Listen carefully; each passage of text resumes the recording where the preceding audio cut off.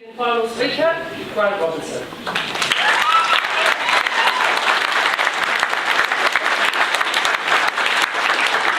Kia ora ngā mihi nui ki koutou katoa, tōna mana whenua, tēnā koutou katoa. Rob, Mika, thank you very much for today.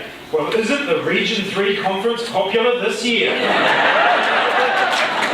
I'm quite sure all of you will be staying for the remit session that's straight after. Absolutely certain of that. As John Key said that this was going to be a reality TV show, well, I hate to admit it, but reality TV is quite popular nowadays. And if we're talking about reality TV, I've got one line from a reality TV show for John Key to remember.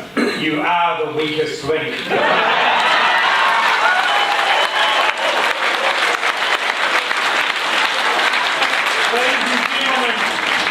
Norman Kirk once said that what New Zealanders want is somewhere to work, somewhere to live, someone to love, and something to hope for.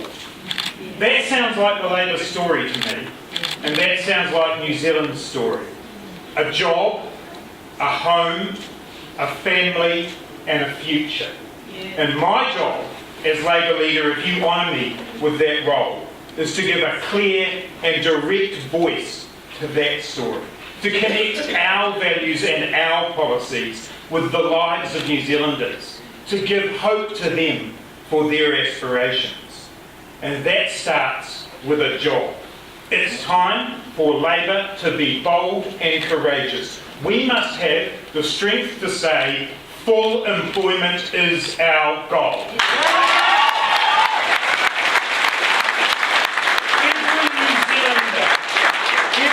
New Zealanders deserves the dignity of a secure and sustainable job, and that job must pay a living wage. And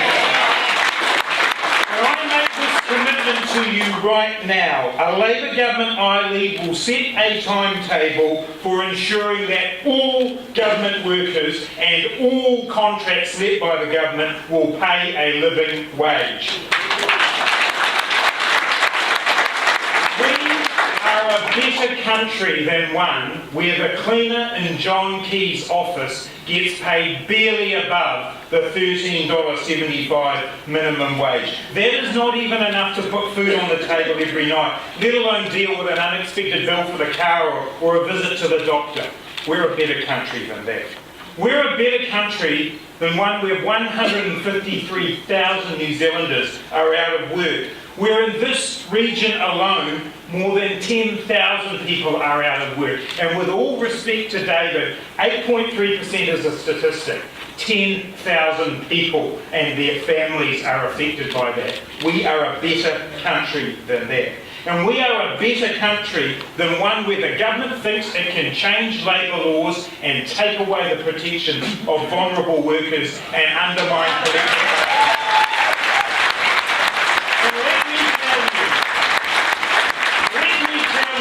Those laws, if they are passed by National, will be the first that I will repeal as Prime Minister. So our focus, ladies and gentlemen, must be on jobs. We need to build jobs off a productive economy, not off dodgy deals and selling assets. Stephen Joyce thinks economic development is a big night on the pokies at Sky City. It's not, ladies and gentlemen. Real economic development changes our economy.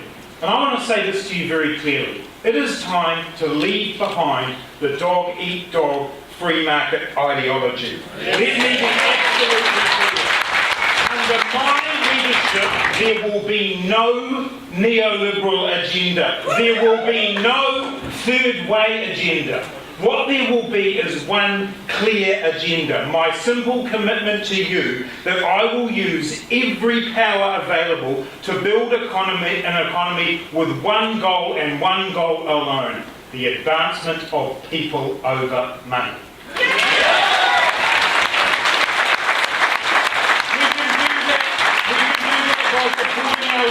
By investing with iwi, by going into partnerships for research and science and anyone who's got a good idea, by giving Kiwi firms a fair go.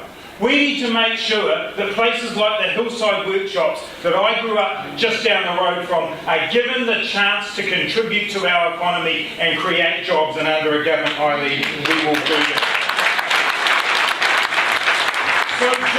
are central to the Labour story, but so is a home and a family. And when I was door knocking in Masterton for Mecca, I came across a mother and her 2 children in a house with condensation literally pouring down the inside, and her kids were sick. And the mother said that the landlord was never around, and she was actually too scared to ring him because she was behind on the rent.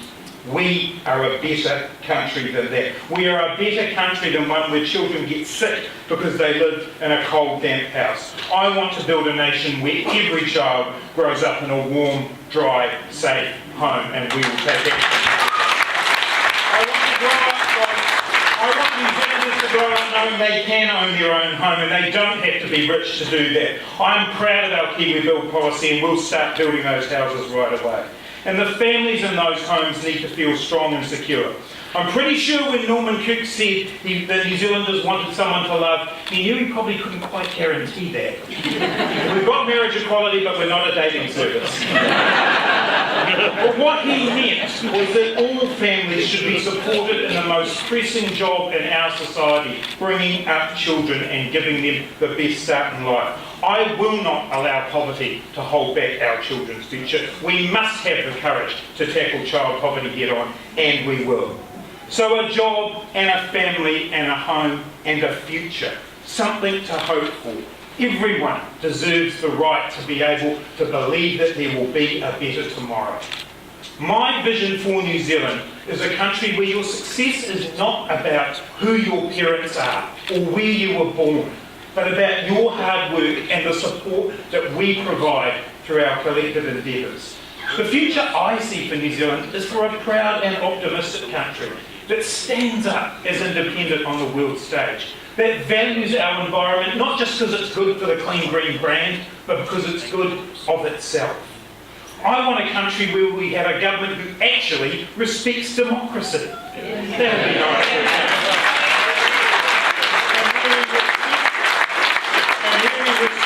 Each other for who we are and understand our obligation to do and pay our fair share and to care for each other.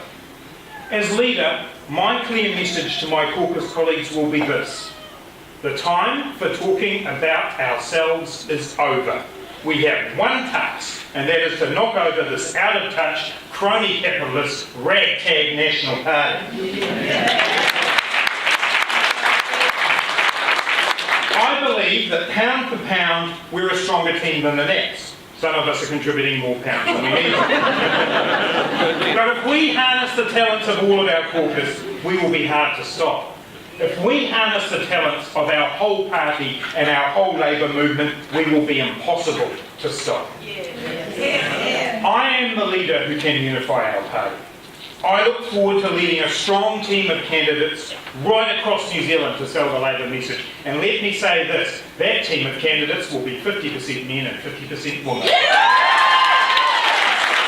as soon as I'm elected leader, I will hit the road with my team to let New Zealanders know that the Labour Party is alongside you and that we have the values and the vision and the policies to make your lives better. We must reach out to every one of those 800,000 voters who did not vote. We must not just give them a reason to vote out John Key. We must give them a reason to vote in a Labour government. And have no doubt that we can do this together. If you elect me as your leader, I will fight for our values and I will take that fight to John Key. For some reason, he doesn't seem to like me very much. How didn't you like this face? Well, if he doesn't like me, good. I'm going to be out there taking the fight to him every day. I've proved I can do it in Parliament. I've put him under pressure. I've put him on the back foot. And I want to do that every single day. Ladies and gentlemen, if you elect me as your leader, I will lead a bold and courageous Labour Party, unified and ready to build our nation again, and with light in our eyes and fire in our heart. Let's do this. Let's bring hope and opportunity to New Zealand. Let's win back New Zealand. Let's win in 2014.